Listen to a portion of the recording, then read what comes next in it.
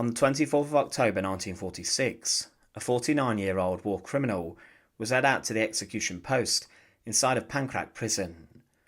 This was not a secret execution. There were thousands gathered in the courtyard of the prison to witness the demise of one of the worst brutes of World War II. The condemned was led over to the post very gingerly, as he was someone not in the greatest of health. Years before he had had a huge heart attack that almost led to his death, but this time the Czechs would get their vengeance upon Kurt Daluege, the chief of the Order Police. Daluege was someone who had, during World War II, issued horrific reprisals and sanctions against the Czechs in the aftermath of the assassination of Reinhard Heydrich, and he even had 2 villages razed to the ground. But Daluege's life came to an end inside of the prison's courtyard, in front of thousands who watched him struggle and kick as the life slipped out of him. In this video, we look at Daluege's execution and how it was actually more ruthless than you'd think. To support our channel, please make sure to subscribe. Kurt Daluege was a long-standing member of the Nazi Party, and he was also a member of the SS, Himmler's paramilitaries. He was a man who Adolf Hitler trusted, and he held many different positions, but his main authority and role came as the chief of the Order Police. He was in control of the uniformed police, and by the time that the Second World War broke out, Daluege had in his control around 120,000 loyal police officers, most of these very ardent Nazis. He was seen as someone slightly lower in the pecking order than the chief of the SD Reinhard Heydrich, but he was probably, in reality, about as powerful, and many of his men were incredibly loyal to him. Daluege wrote books about policing and law and order, but he was a man not necessarily interested in ideology, but he was someone who was ruthlessly loyal to superiors, and who would carry out any orders or instructions which were asked of him. During World War II, he was given various orders, and was involved in the pacification of Poland following the Nazi invasion. He ordered the executions of dissenting Poles, and ordered that they should be sentenced in public, being strung up from lampposts to strike fear into the hearts of the population. Daluege was also present at a number of war crimes and executions. In 1941, he was a witness to the massacre of 4,435 victims of Police Battalion 307 on the Eastern Front, and the massacre of persecuted people in Minsk. He also signed deportation orders for people to be sent to concentration and extermination camps in the East. He knew the full scale of the Holocaust, and his officers were those involved in carrying out these actions. But following the assassination of Reinhard Heydrich, Daluege became the Deputy Protector of Bohemia and Moravia, replacing Heydrich, and it's not known why he was given this role. He was a senior SS officer and was in Prague at the time, but Himmler persuaded Hitler to use Daluege. He, along with henchmen such as Karl Hermann Frank, ordered brutal reprisals following Heydrich's death. Thousands were executed, and 2 villages, Lidice and Lazaki, which it was wrongly believed sheltered the assassins, were razed to the ground. All the men were shot and killed in other ways, the women were deported to extermination camps or concentration camps, and the children were also not spared. Daluege was, in the early 1940s, a rather large man, and the stresses of the job for him must have played a negative effect on his health. In May 1943, he suffered a huge heart attack, and it was not known how he managed to survive it. He did recover very slowly, and his duties were taken from him, but Hitler gave him a large estate in western Pomerania, and he was to live there on a significantly huge pension.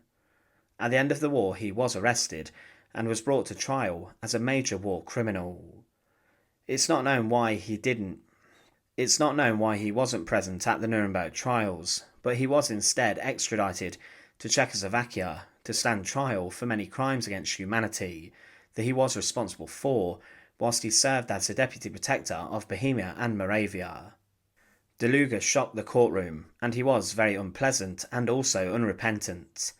He never apologised for the crimes of the Nazis, and he brazenly admitted that he was loved by 3 million police officers. But damning evidence was collected that led to him being sentenced to death. He was then sent to Pankrak prison to await his execution, and he really did not have to wait long. A mere 24 hours later, the former chief of the Order Police, was dead.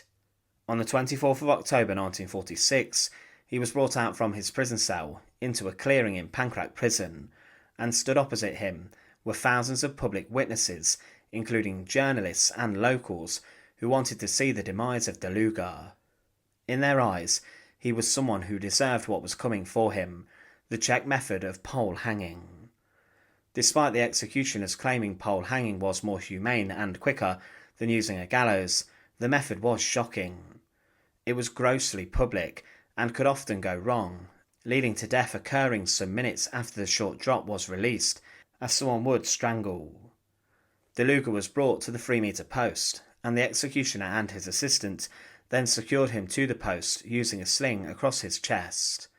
He was hoisted off the ground, and then the work began.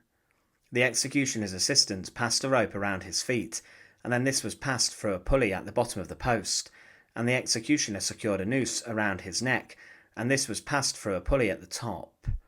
The executioner then took up position behind Daluege on a step behind the post, and the assistant then released a drop, and the executioner tried to shove Daluege's head to one side to dislocate his neck, but this didn't work, and instead, having fallen a very short distance, Daluege's noose snapped tight, and he was strangling in front of thousands. Within minutes he was dead, as his body went limp.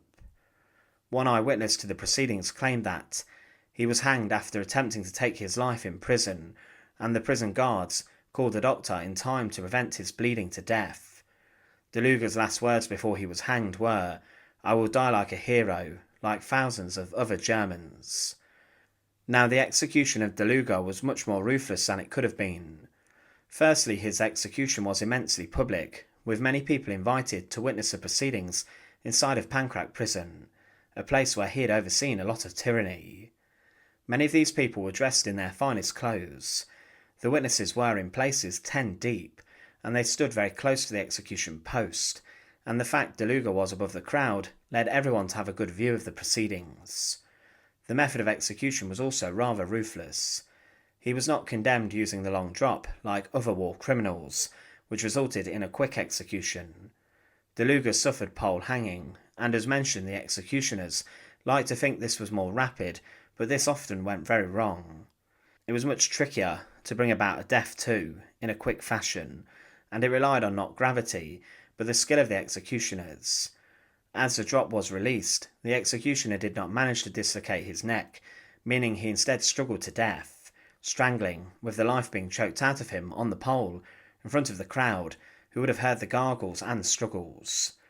Now, the decision not to bring Kurt Daluege to the Nuremberg trials is one which could have been interpreted also as quite ruthless. The Allies wanted him to stand trial in the country of his crimes, and they knew that the Czechs would not tolerate anything less than death for a man who had brought so much suffering. Because of his health and heart attack a few years before the end of the war, at Nuremberg, certain judges or officials could have been slightly more sympathetic to him, meaning that his health situation could possibly have saved his life or seen him being sentenced to life imprisonment rather than death. However, they would have probably taken into account the war crimes in Czechoslovakia and probably would have condemned him. Also, what happened following his execution was also rather ruthless. The Czechs cut down Daluege's body in front of the crowd and then placed him in a cheap wooden coffin. After this, under the cover of nightfall, they interred his body inside of Dablíz cemetery. He was buried in an anonymous grave, with absolutely no grave marker indicating where he was interred. Also buried there are the two assassins of Heydrich, so within the very same consecrated ground lie two Czech heroes and Daluege, a man who was one of the greatest criminals of the wartime occupation. Daluege nonetheless was a brutal and terrible war criminal, and he was someone who was executed by the people who he had tortured for a significant time during the war. Thanks for watching. To support our channel, please make sure to subscribe, and once again, thank you so much for watching.